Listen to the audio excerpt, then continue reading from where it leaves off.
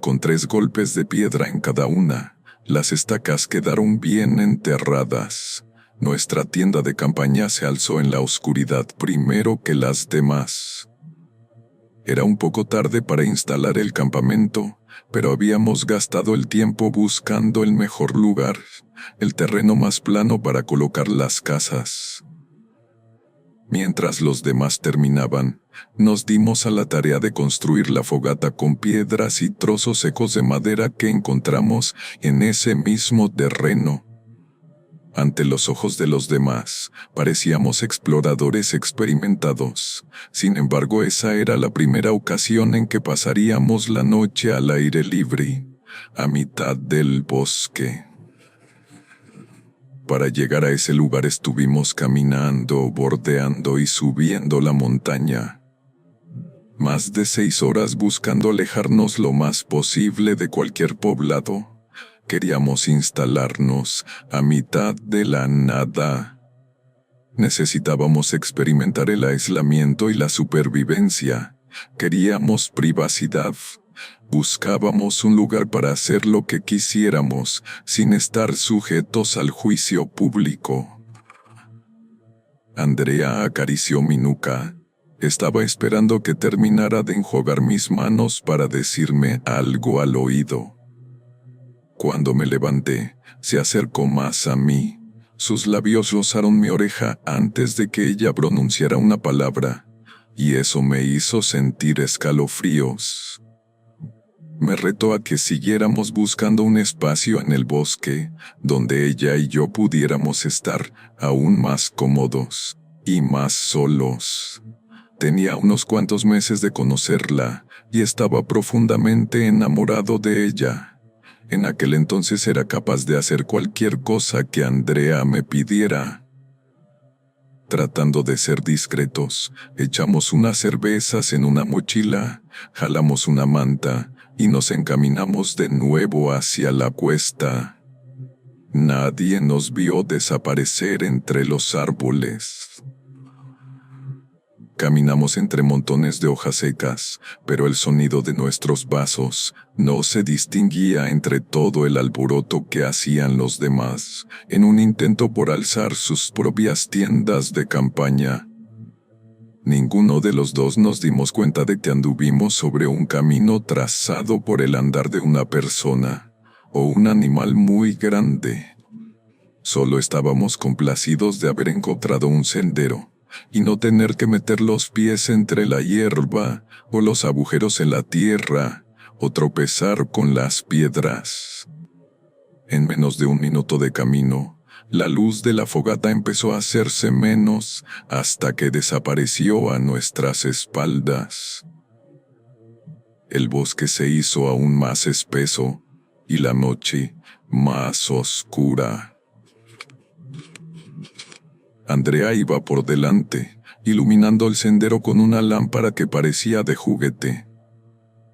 Después de un rato, volvieron a aparecer las mismas hendiduras en el suelo, el mismo árbol torcido, el mismo claro en medio de los árboles.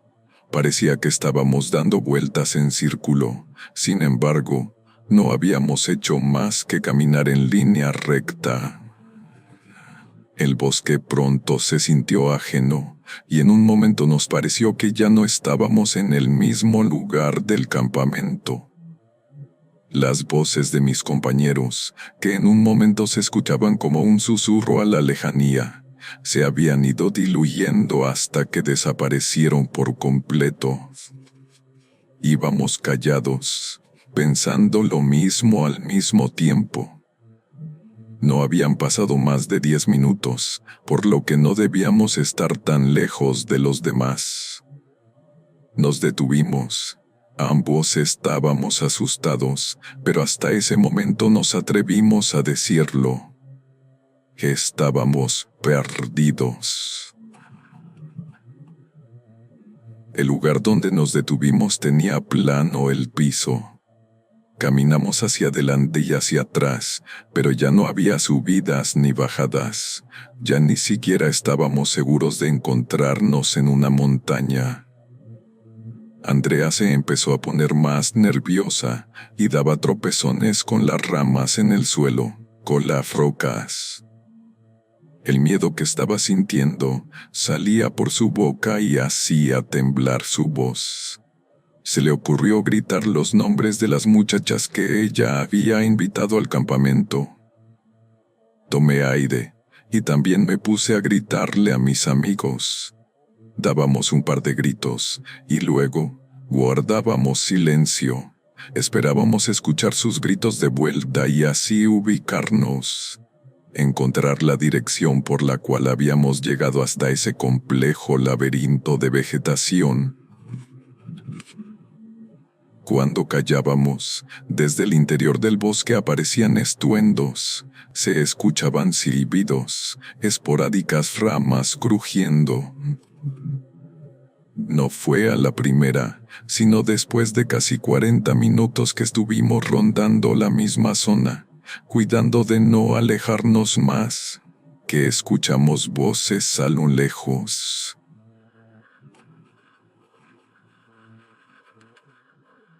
Quisimos creer que eran nuestros amigos, que alguien había subido un poco la montaña y nos estaría buscando. De lo contrario, ¿quién podría estar cerca? Venían los gritos de frente, y sin pensarlo mucho, y de alguna manera aliviados, hacia esa dirección nos echamos a caminar a paso rápido. Con el susto se nos bajaron las ganas de apartarnos del grupo, y dispuestos estábamos a regresar. Pasos adelante, apareció la pendiente, de nuevo el descenso, solo que esta vez tuvimos que hacernos paso entre los árboles. Seguimos caminando a pesar de que habíamos dejado de escuchar los gritos a lo lejos. Iríamos en línea recta hasta encontrarnos con algún surco, como el que nos había llevado a la parte más alta. Nuevamente escuché los gritos de mis compañeros, esta vez más cerca, más o menos a unos 10 metros. Sin soltar la mano de Andrea, me adelanté a su paso. Lo hice justo a tiempo antes de pisar un parche de tierra que se deshizo a mis pies. Pude agarrarme de la rama de un árbol y con eso evité que se me fuera toda la pierna a un hoyo. De pronto sentí una fría corriente de aire que subía de mis pies. Frente a mí había una barranca. Escuché un montón de piedras y ramas caer al vacío, así como el rumor de un río al fondo. Me horroricé de solo pensar que en un descuido, alguno de nosotros dos pudo haber caído a una muerte segura. Los gritos de los muchachos estaban del otro lado de la barranca. Andrea seguía diciéndoles que no podíamos cruzar. La vi agitar las manos y saltar, esperando que mis amigos del otro lado la pudieran ver. Andrea estaba intentando ayudarme a levantar, pero también buscaba en la oscuridad su lámpara. No había dejado de mirar hacia el frente a pesar de que no se veía nada. Ellos definitivamente no traían linterna. Estaban resguardados en medio de las penumbras. Mientras seguía aferrado a las raíces de un árbol, relativamente a salvo, pero sin poderme incorporar por completo, hice todo por levantarme. Tomé la lámpara del piso y apunté la luz hacia el fondo de la barranca.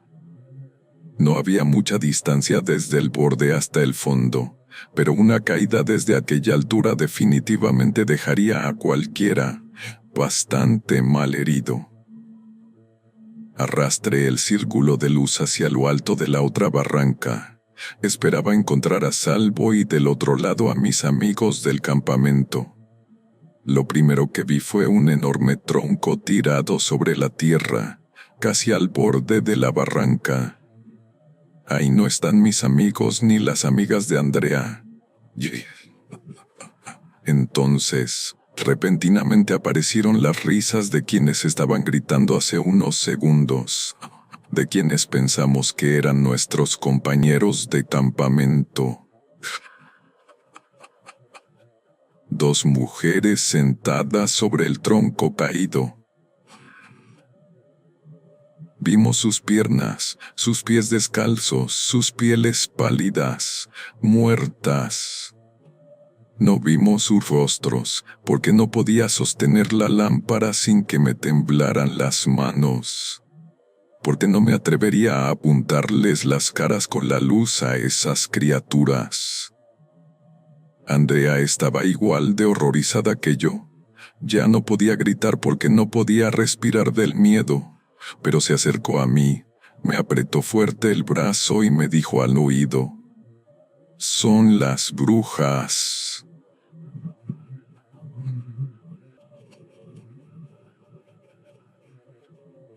Apagué la linterna y caminé tratando de no hacer ruido, como si aquellas brujas no supieran que estábamos ahí. Sabían que las habíamos visto, porque de hecho, ellas nos condujeron hasta la barranca. Poco a poco fuimos abandonando ese lugar. No nos habíamos alejado lo suficiente cuando escuchamos nuevamente las voces de nuestros amigos. Luego, escuchamos voces que venían de izquierda, otras de derecha, gritos que bajaban desde lo alto de los árboles. Ahora que sabíamos que había barrancas en ese bosque, ya no pudimos echarnos a correr. Afortunadamente las risas, los gritos, los árboles que se sacudían a nuestro paso, solo estaban presentes en esa parte de la barranca. Pensé que no nos habían seguido, porque poco a poco los ruidos se fueron quedando atrás hasta que se perdieron. Antes había estado asustado por casi resbalar a un profundo vacío, por haber encontrado en el bosque aquello que los ojos humanos simplemente no deberían ver. Pero lo que más me aterraba hasta las entrañas era estar perdido.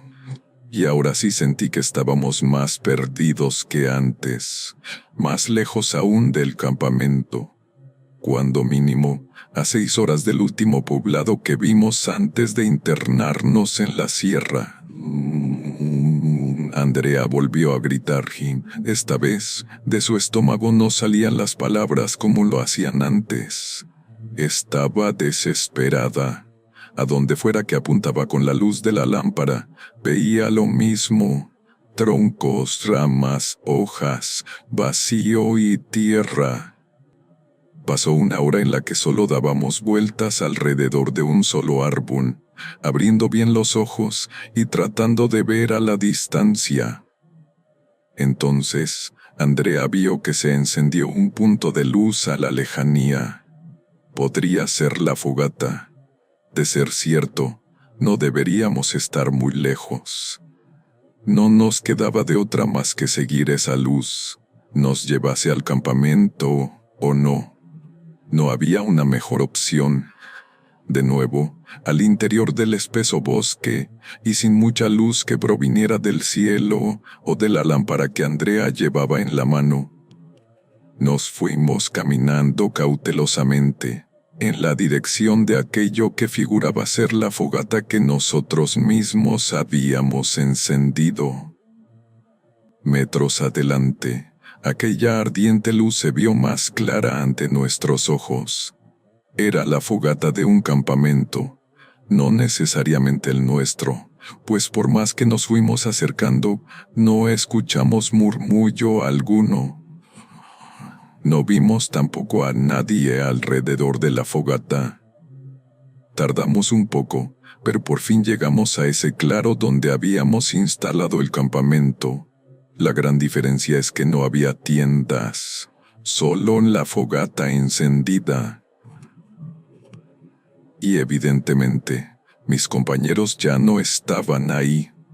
No podría jurar que era el mismo lugar, porque en el tiempo en que estuve montando la casa de campaña, no me dio tiempo de observar muy bien los alrededores. La gente con la que llegamos había desaparecido. Nuestras cosas también, pero la fogata había permanecido ardiendo. Nada tenía sentido, y no había alguna respuesta a la vista. En la tierra, a nuestros pies, a un lado de la fogata y más adelante, en medio de un par de gruesos troncos, encontramos aves muertas, enormes pájaros negros con las alas trituradas y empapadas de sangre. A pesar de que nunca antes había creído en esas cosas, unos minutos atrás me quedó claro que, cuando menos en ese lugar, había brujas. Andrea estaba visiblemente afectada. Quería abandonar el bosque inmediatamente. Para nuestra fortuna, el espacio donde supuestamente habíamos montado el campamento horas antes estaba muy cerca del camino que nos podría sacar del bosque. Lo malo era que de menos tendríamos que caminar 6 horas. Estábamos cansados, ya no traíamos nuestras cosas y ni siquiera habíamos cenado. Además, el camino tenía una gran diferencia a esa hora. Tendría que ser recorrido a oscuras. Nos alejamos de la fogata y nos acercamos al sendero. Yo no estaba seguro de que la mejor opción fuera salir caminando del bosque en ese momento, aunque por otro lado, nos habíamos quedado sin casa de campaña y sin cosas. Al mismo tiempo miramos la fogata. Nos sobraron suficientes trozos de madera para seguir alimentando el fuego, y sabía bien que no quedaban varas a nuestro alrededor. Horas antes las había juntado y recogido todas. No sabía cuánto tiempo más podríamos permanecer en ese sitio, sabiendo que estábamos al acecho de las brujas del bosque. ¿En qué momento, esperando a que amaneciera, se apagaría por completo el fuego? Escuchamos gritos de nuestros nombres entre los árboles, no tan lejos, y casi siguiendo el sendero que teníamos a nuestro lado. En esa dirección se agitaban las luces de las linternas en los troncos, en la tierra, en las hojas secas. Nos acercamos cautelosamente y sin responder los llamados. Nada nos aseguraba que esta no era otra trampa, como la de la barranca. La pesadilla parecía haber terminado. A unos metros estaban las amigas de Andrea y mis compañeros de la facultad. Se veían aún más asustados que nosotros. Pudimos notar inmediatamente que no tenían instalado el campamento.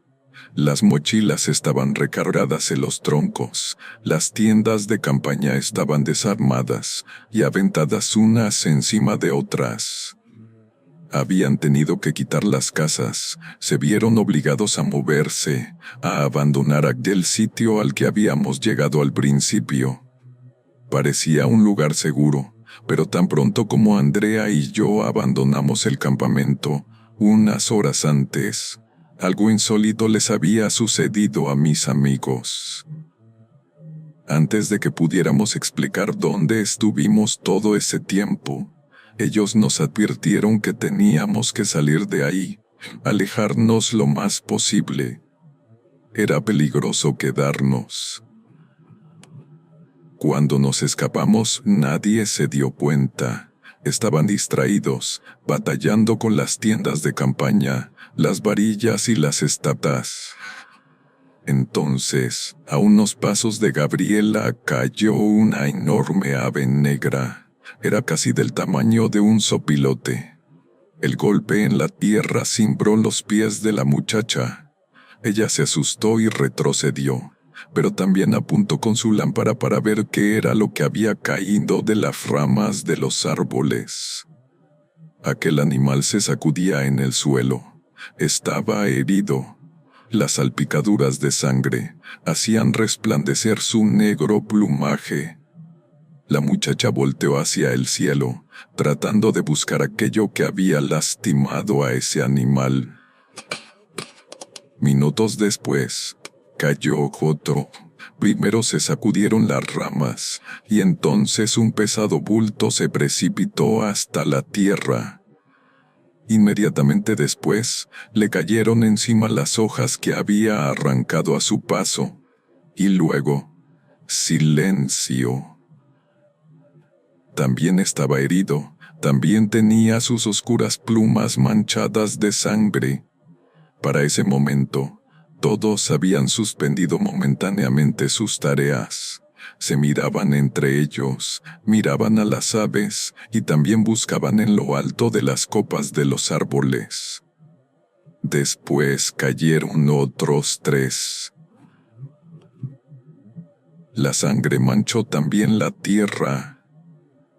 En ese momento, Andrea, mirándome a los ojos, asintió. Ambos vimos las aves descritas por mis amigos. Las habíamos encontrado esparcidas cerca de la fogata. Después de que cayeron, los muchachos todavía pudieron ver que aquellas aves se sacudían, agonizaban revoloteando, para luego quedar inertes, inmóviles y quietas. Cuando eso sucedió todavía tenían la fogata iluminando el campamento y algunas lámparas encendidas colgando de las ramas. Entonces el fuego en el círculo de piedras comenzó a hacerse menos. Disminuyó como la llama de una hornilla al girar toda la perilla hasta el fondo. Esa llama se puso azul, casi se extinguió por completo, y por unos segundos iluminó sus alrededores de extraños colores fríos. Fue solo un instante. Después, el fuego rugió y se encendió con fuerza. Se alzaron las llamas mucho más alto de lo que jamás habían visto. Y entonces el espacio se mostró momentáneamente bajo una luz cegadora. Y justamente ahí, donde habían caído las extrañas aves negras, aparecieron las brujas. Todas, de alguna manera, estaban cubiertas desde la cabeza, una con túnica, otra con una capa, un par de ellas con negros velos que ocultaban su rostro, pero que resaltaban sus horribles miradas. A ninguna de ellas se le veía la cara, ni las manos, solo los pies descalzos, sucios, agrietados, muertos. Tenían tierra entre los dedos, debajo de las uñas. Esas mujeres no se movían, ni siquiera hacían ruido alguno. Las amigas de Andrea aventaron lo que tenían en las manos y se echaron a correr.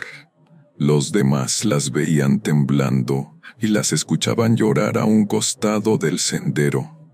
Tendrían que regresar por las cosas, no podían dejarlas ahí. Todo eso sucedía mientras nosotros estábamos perdidos en la barranca. Uno de mis amigos tuvo la ocurrencia de acercarse a las brujas y hablar con ellas. Podría ser que fuera muy valiente, o podría ser que no supiera quiénes eran esas personas. Se presentó, habló por los demás. La voz le temblaba, pero aún así se le escuchaba en sus palabras la sinceridad y el miedo. Les pidió disculpas en caso de que con la instalación del campamento hubiéramos traspasado los límites del bosque. Podría ser ese lugar en la vegetación donde ellas se esconden. Ninguna respondió, ninguna se movió. Fueron minutos de alta tensión, de mucha inquietud e intranquilidad. Nadie sabía qué hacer o qué decir sin meterse en problemas, sin destruir la oportunidad que les habían dado aquellos seres de oscuridad, de retirarse del lugar sin consecuencias. Las muchachas que venían con Andrea no volvieron, se mantuvieron a la distancia observando a mis amigos desenterrar las estacas y quitar las tiendas, levantar bolsas, maletas y mochilas, y caminar cargando todo hacia cualquier otro lugar. Nadie habló de nosotros. Nadie había notado que no estábamos en el grupo, sino hasta que encontraron otro terreno donde bajar las cosas. Empezaron a gritar, pero no se volvieron a acercar a esa fogata, ni a las tierras que había a su alrededor. Minutos después fue que nos encontramos todos. Pasamos una de las peores noches de nuestras vidas, sin poder conciliar el sueño, teniendo sobresaltos con cada ruido, escuchando a la lejanía voces, murmullos que repentinamente se acercaban a las tiendas. Nos fuimos tan pronto amaneció. Recorrimos el mismo camino de ida. Solo que ahora en menos tiempo. Íbamos a prisa, mirando constantemente por encima de nuestros hombros. No nos pasó nada, no nos hicieron nada. No sé a dónde entramos, qué lugar profanamos o qué terrenos invadimos, pero es un hecho que muy poca gente llega tan lejos. Es por eso que nadie habla de ellas con pruebas, porque se han sabido ocultar en la noche, en la oscuridad, en la espesura de los árboles y en nuestros más profundos miedos.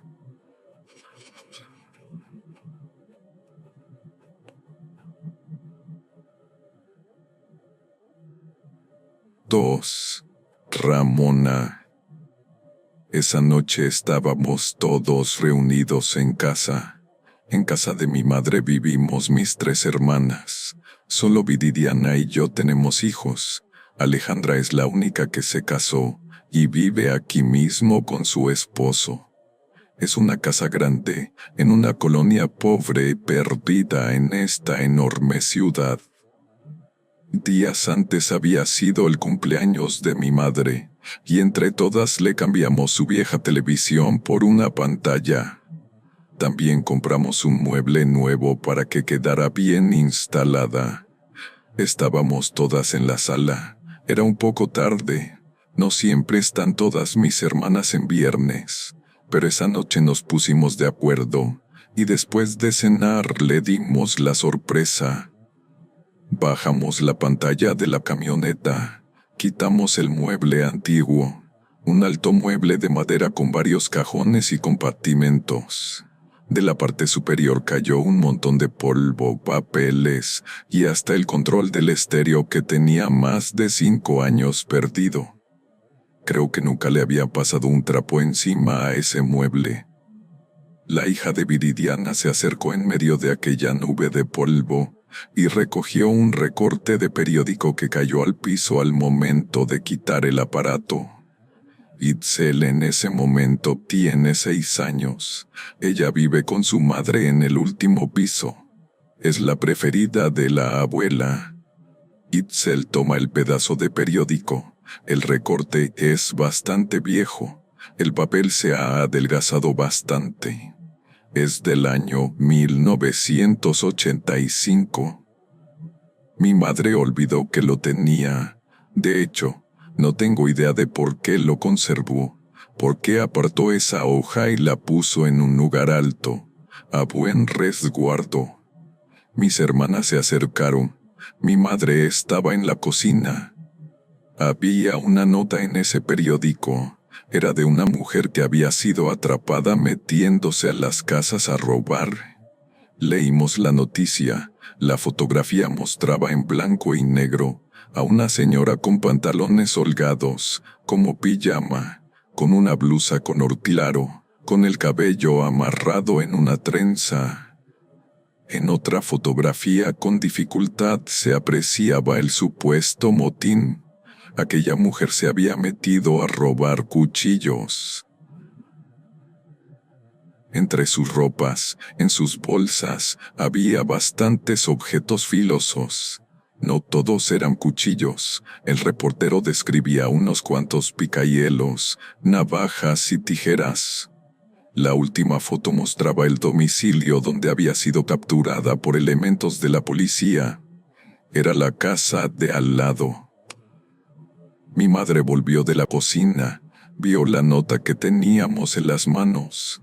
Naturalmente preguntamos de qué se trataba, por qué la había guardado. Mi madre tomó el pedazo de periódico, se sentó y comenzó a contarnos la historia de Ramona, una vecina que ella conoció bien. Ramona era una mujer que vivía con su esposo. Un día él no regresó de trabajar, murió en un asalto. La vecina enloqueció. No se le volvió a ver en el mercado o en la plaza, ni en la tienda. Ya no salía de casa. En semanas posteriores, varios vecinos reportaron que alguien se había metido a robar a sus casas. No fue fácil adivinar qué era lo que estaban robando. Solamente encontraban ventanas rotas, cajones abiertos. Una noche entró a la casa de al lado, y ahí encontró seguramente a alguien despierto que llamó a la policía. Se la llevaron. Ramona se suicidó en la cárcel. Las 3 hermanas teníamos un vago recuerdo de aquellos sucesos. Sonaban como algo que había pasado hacía demasiado tiempo, que solo quedaba en la memoria remota. Cuando mi madre terminó de contarlo, Viridiana le preguntó si algún día esa mujer se metió a robar a nuestra casa.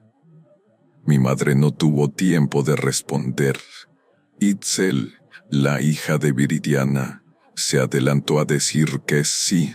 Ramona se ha metido varias veces a mi recámara.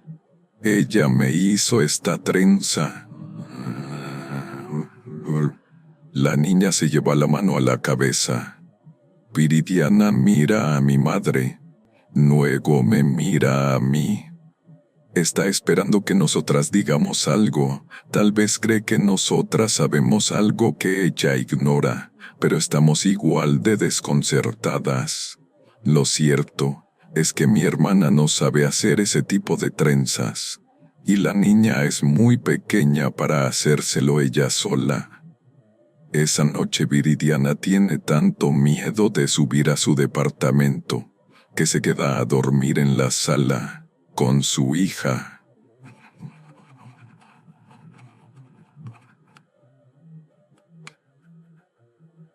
Tres. Hora de dormir. A las 8 de la noche las luces bajan de intensidad automáticamente. Es el primer aviso que se les da a los pacientes del hospital psiquiátrico para que regresen a los dormitorios. El segundo aviso es mediante una grabación que resuena por la red de altavoces del edificio. Se escucha en las áreas comunes, en las cocinas, los baños, el comedor y en las oficinas. Se les avisa que es hora de irse a dormir. Las salas tienen teléfonos instalados en todas partes. Hace poco les colocaron ese anticuado sistema de comunicación entre pabellones. Por más que lo intenten, no salen llamadas al exterior.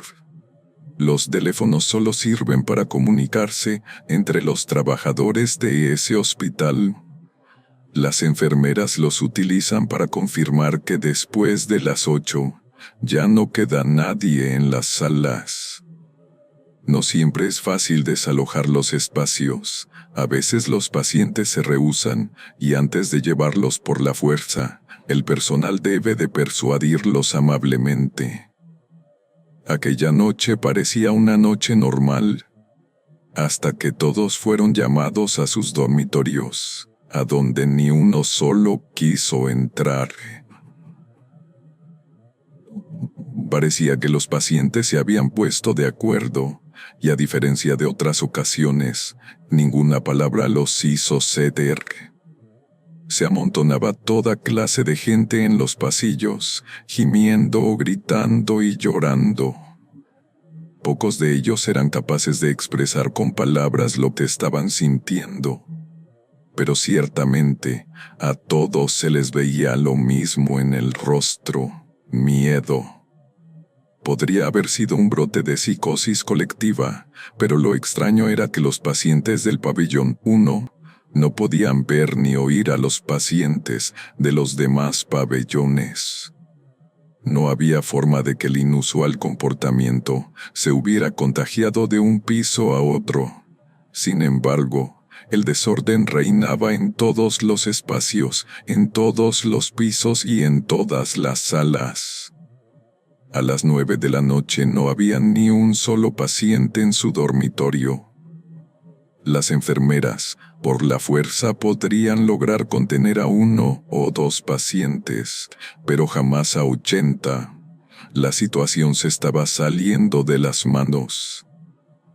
Se convocó a todos los empleados, los de limpieza, los cocineros y al administrativo para atender la contingencia.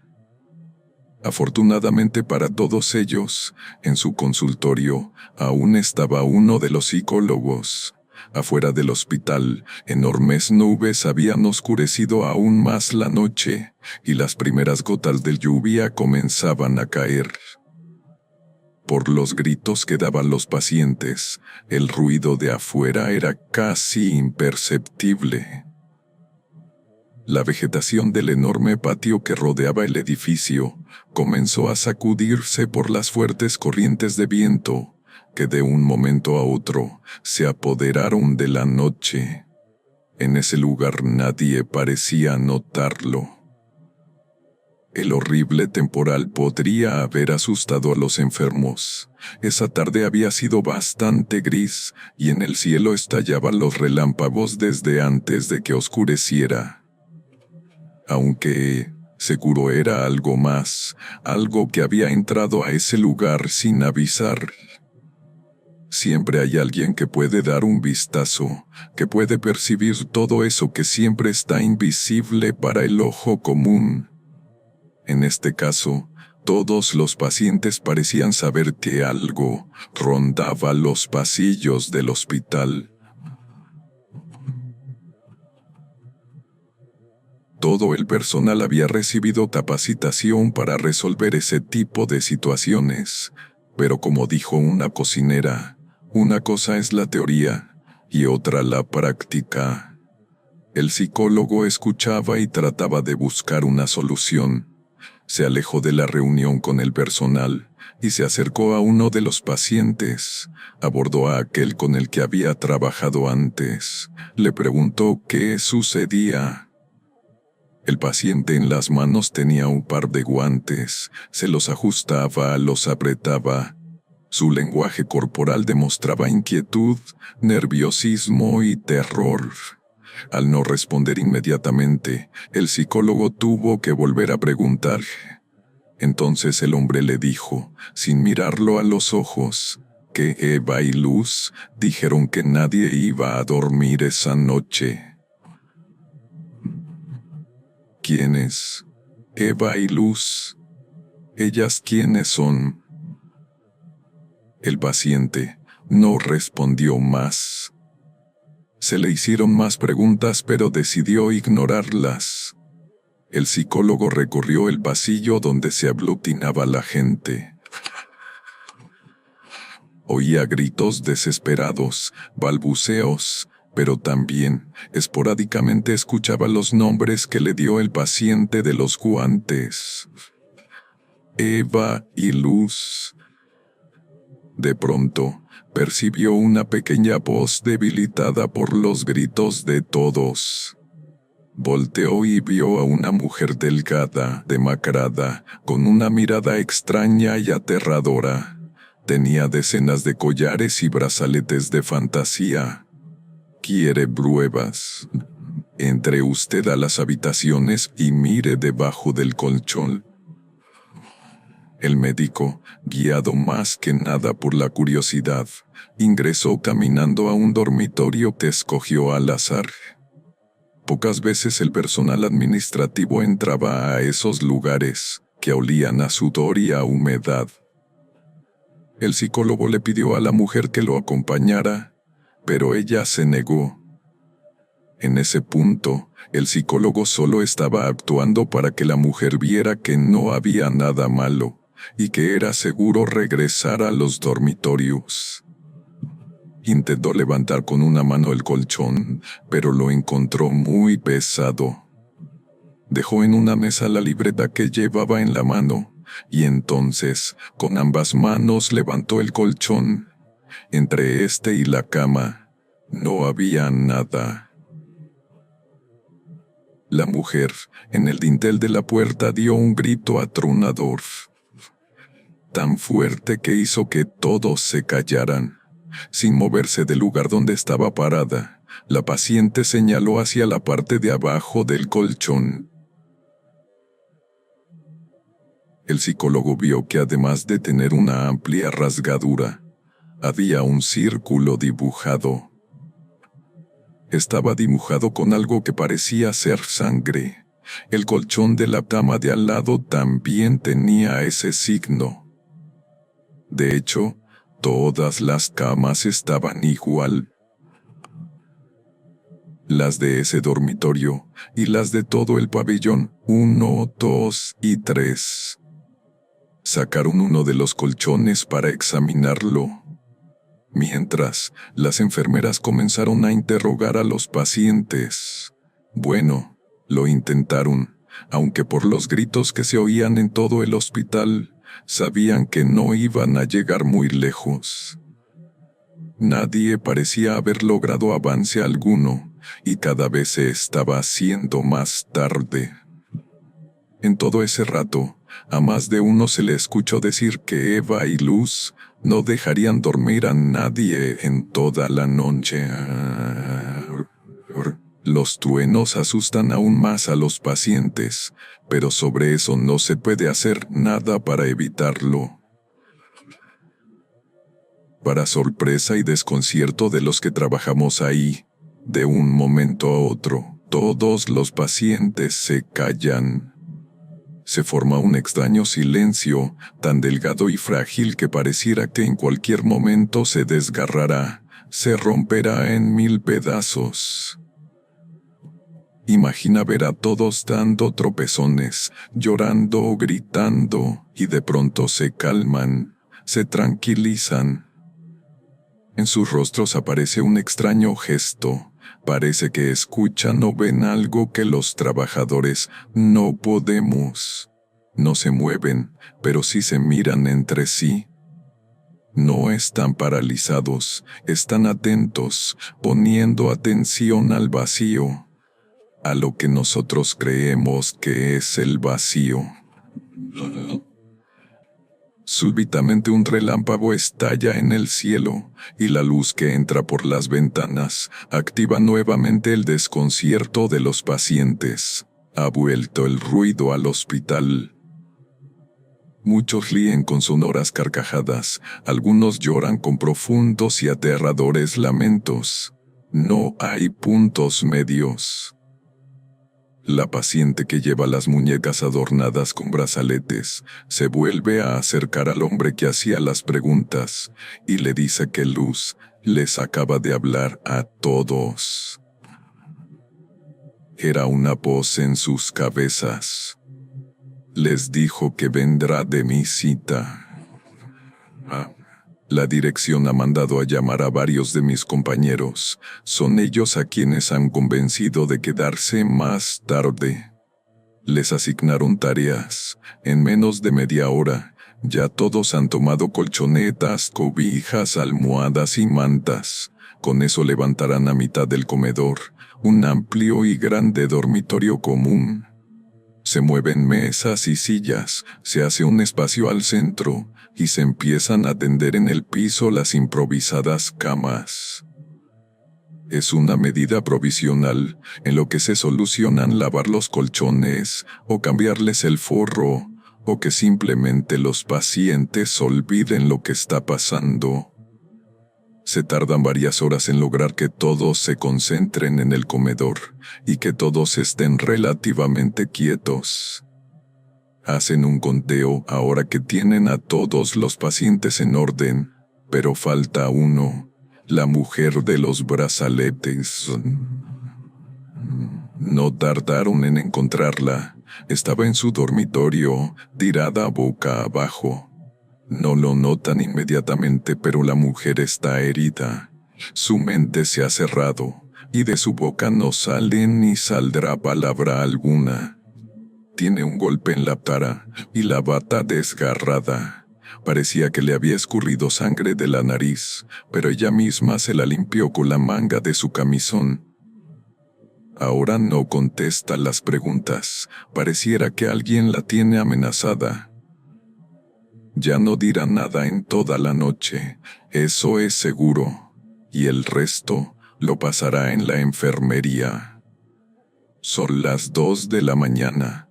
Afuera ha dejado de llover, ya solo se sacuden los árboles y sus ramas con el viento, pero ese ruido es casi imperceptible, incluso es arrullador. En ese momento ya solo se escuchan murmullos. Poco a poco los ha empezado a vencer el cansancio, y ya solo miran el techo. Pase lo que pase, los trabajadores deberán permanecer despiertos toda la noche. En un instante, la tranquilidad se termina abruptamente. El teléfono del comedor suena, provocando que varios se levanten asustados. Una enfermera responde. Al otro lado de la línea solo se escucha la respiración de una persona que no se decide por hablar. Después de unos segundos, una voz dice que Eva ya entró al hospital.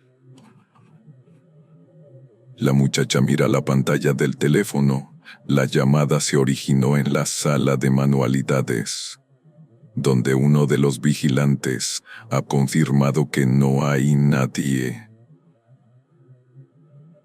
La sala está cerrada con llave y tras una inspección minuciosa, se ha determinado que ahí no hay nadie.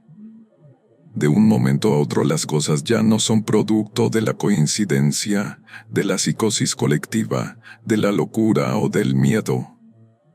Todos han sido testigos en varias ocasiones de eventos paranormales. Algunos tardaron más tiempo en aceptarlos que otros. Han pasado varias horas desde la hora oficial para irse a dormir. Hace poco se había hecho el silencio y parecía reinar la tranquilidad, pero ninguno de los pacientes había podido conciliar el sueño. El hombre de los guantes tenía razón. Esa noche no dormiría nadie. Es desesperante ver amanecer cuando no puedes dormir. Los rayos de luz comenzaron a resplandecer por entre las persianas, por las ventanas. Los pacientes se veían cansados y ansiosos, y en cualquier momento estarían hambrientos y molestos. Son las 5:40 de la mañana. La luz del amanecer bien podría ayudar a replantear la estrategia para la noche siguiente. Los colchones ya están en el patio, en fila, listos para ser rociados con chorros de agua y jabón, para ser secados al sol y evitar que suceda algo parecido a lo de la noche anterior. Mientras, poco a poco el hospital regresa a sus labores diarias. Hombres y mujeres deambulan por el amplio corredor. Se les abre el acceso a las demás salas. De pronto, un aterrador grito clama la atención de todos. Aparece al momento en que un par de vidrios truenan, se revientan y caen en alguna parte del piso del hospital.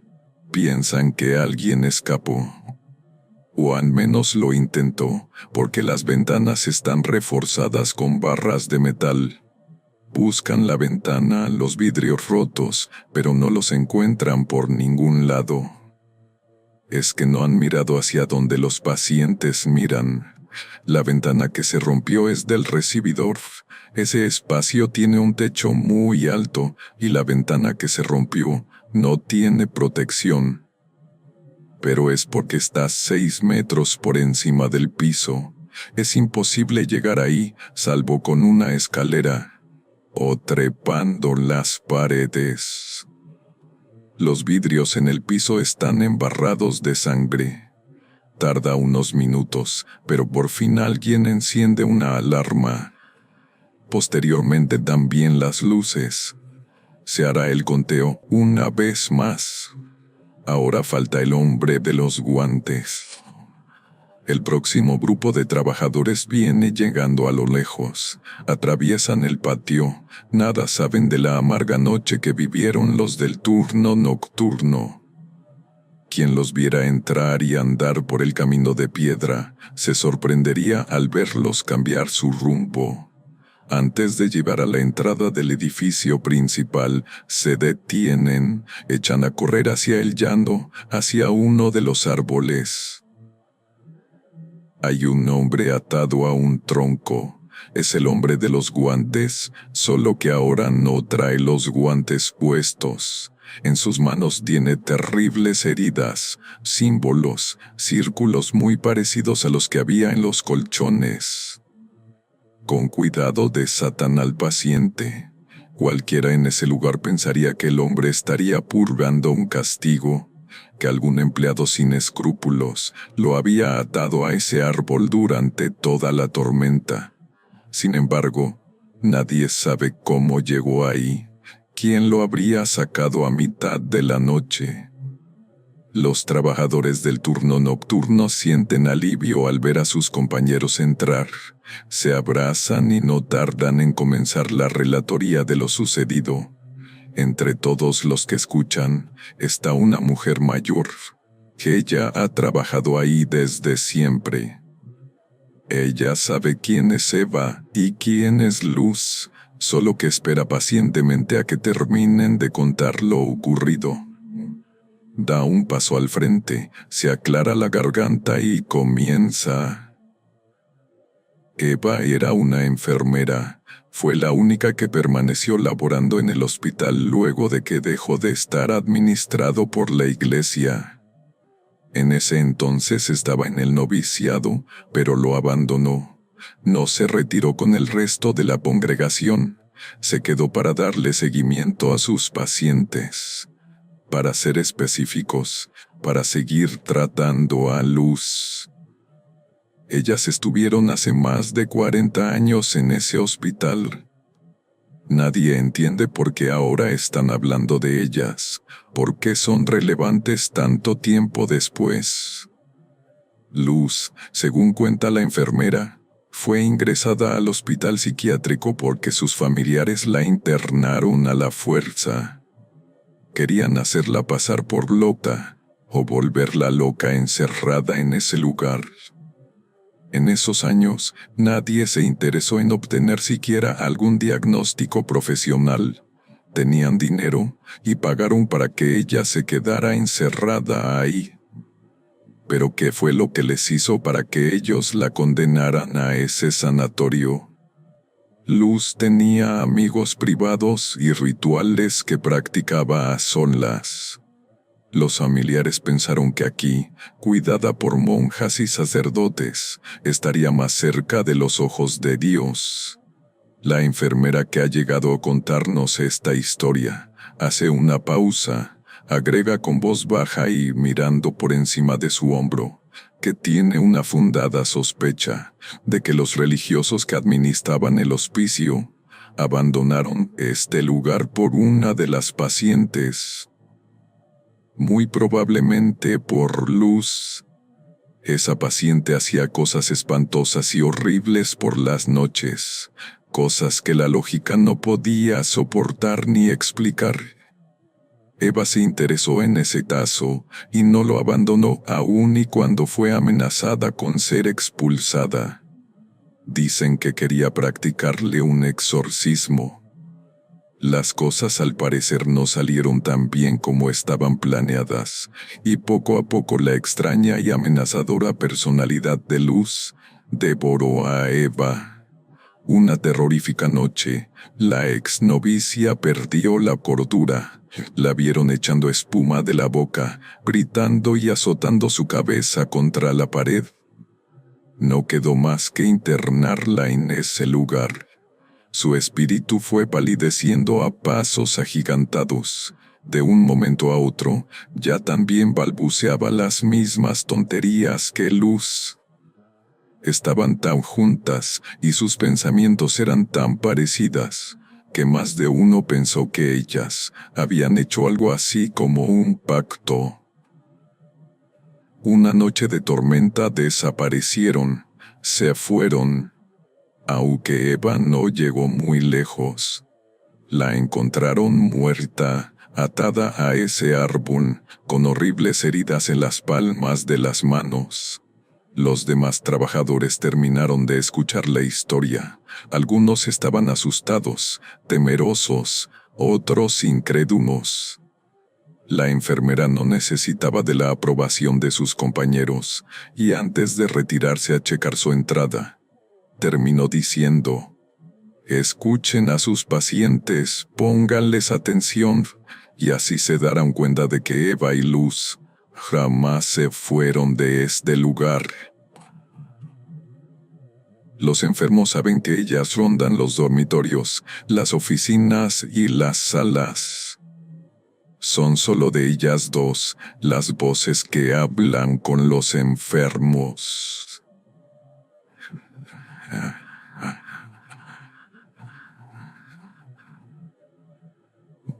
4. Ritual de medianoche. Roxana lanzó al fuego el último trozo de leña que quedaba del montón que habíamos recolectado por la tarde. Tan pronto se consumiera por completo la fogata, lo mejor sería que cada quien se fuera a dormir a su casa de campaña. Nos quedamos un rato más en torno al fuego, hasta que la oscuridad se apoderó del claro. Habíamos encontrado un mejor lugar para acampar que la vez pasada. A diferencia de la última vez que acampamos, subimos la ladera varios metros más hacia arriba, hasta encontrar una pequeña planicie. La luna iluminaba un poco nuestros alrededores, y en la fogata aún había trozos de leña incandescentes, que no eran lo suficientemente luminosos como para que permaneciéramos más tiempo a la intemperie. Extendimos nuestras manos hacia el fuego por unos últimos minutos para calentarnos un poco antes de irnos a dormir. Esa sería una noche muy fría.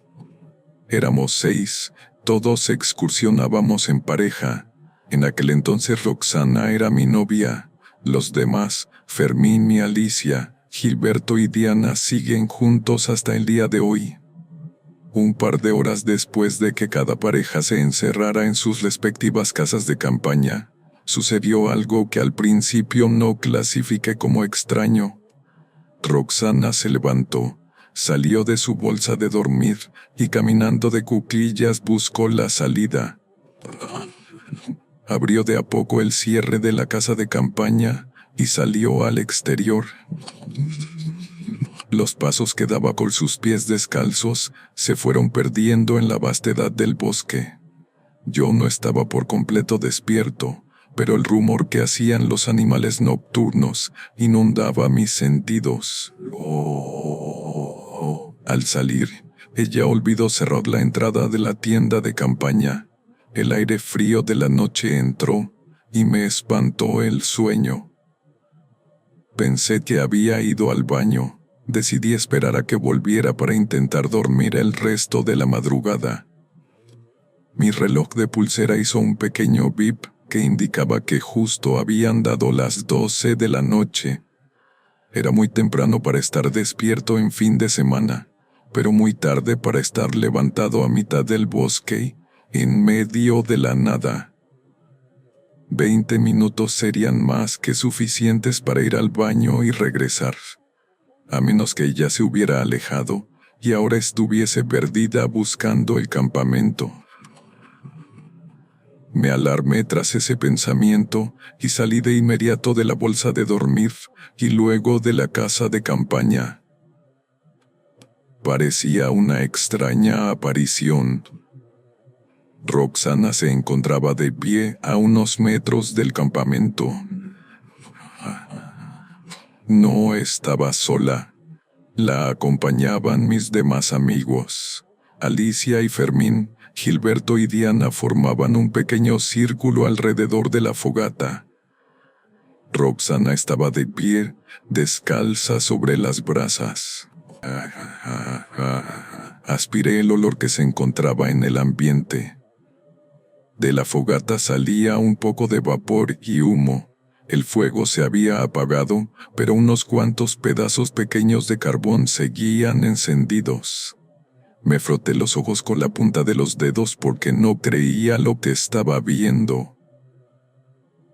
Todos habían salido de su casa de campaña, en la madrugada, en la oscuridad y sin un motivo aparente. Fermín sostenía en su mano derecha un filoso cuchillo, el mismo que habíamos usado para cortar la carne que asamos por la tarde. La reluciente hoja de metal estaba enterrada en su brazo izquierdo. Él mismo se estaba infligiendo una herida. Le vi el rostro, tenía los ojos abiertos con la mirada perdida.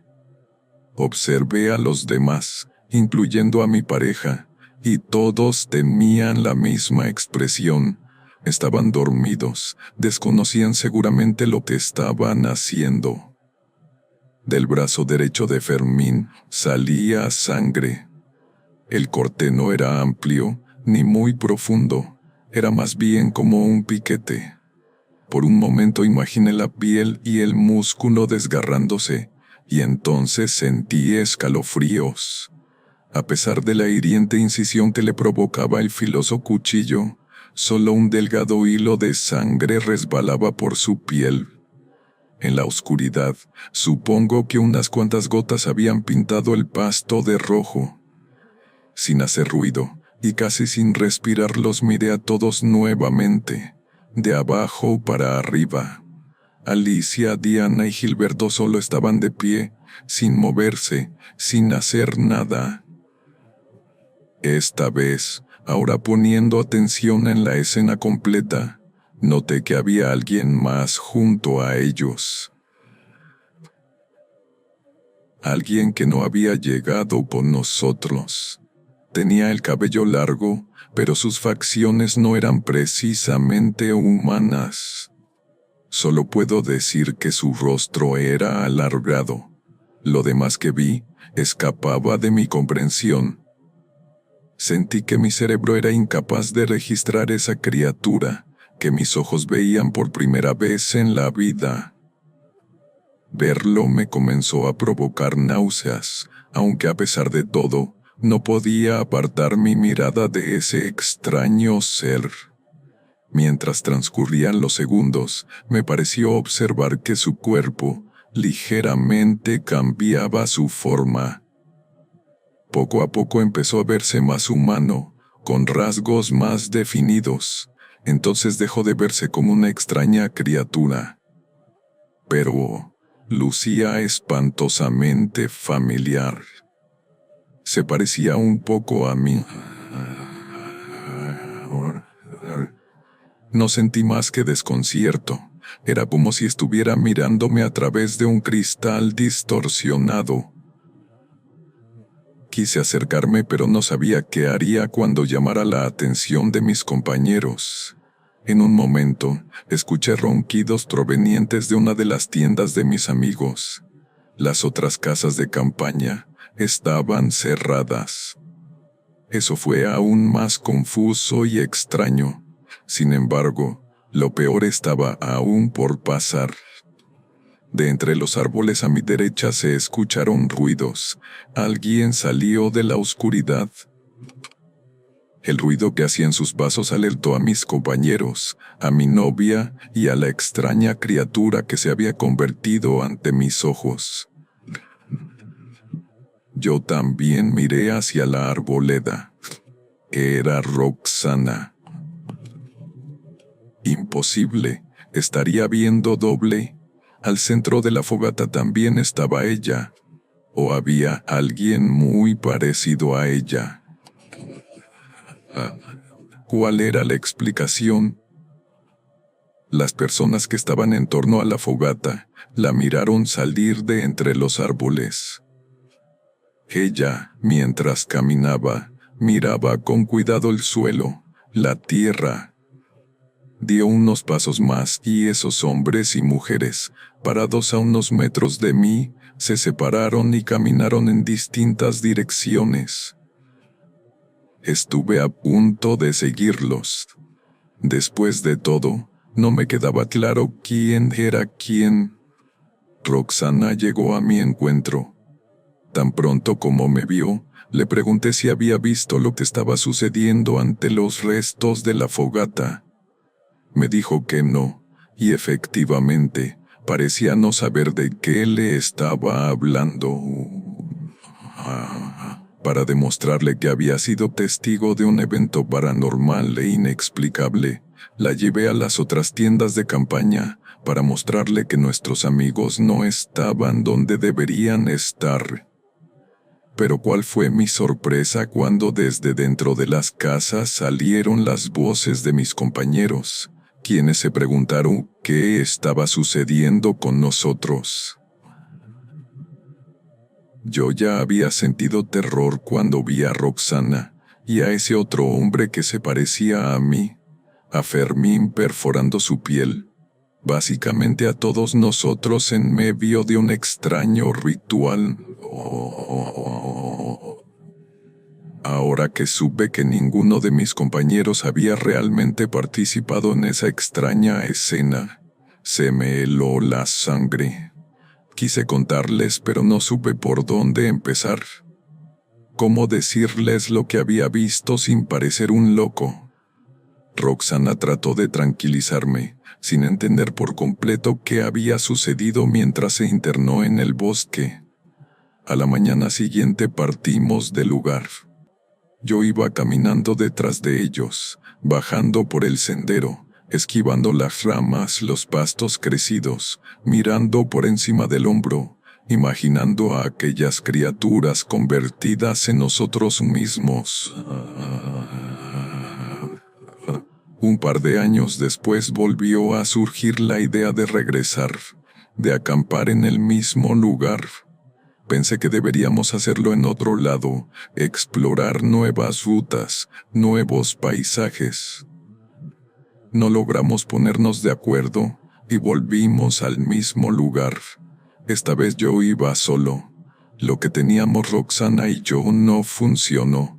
Salí y conocí gente, pero hasta el momento en que regresamos al bosque a acampar, yo me mantuve soltero. Las cosas transcurrieron con normalidad, pero aún así no podía dejar de pensar en aquella ocasión. A pesar de que habían transcurrido 2 años, mi recuerdo sobre ese momento estaba fresco. Al terminar la noche, todos volvieron a sus casas de campaña. Yo me quedé un rato más, pensando, apagando lo que quedaba de la fogata. Fue entonces que lo percibí.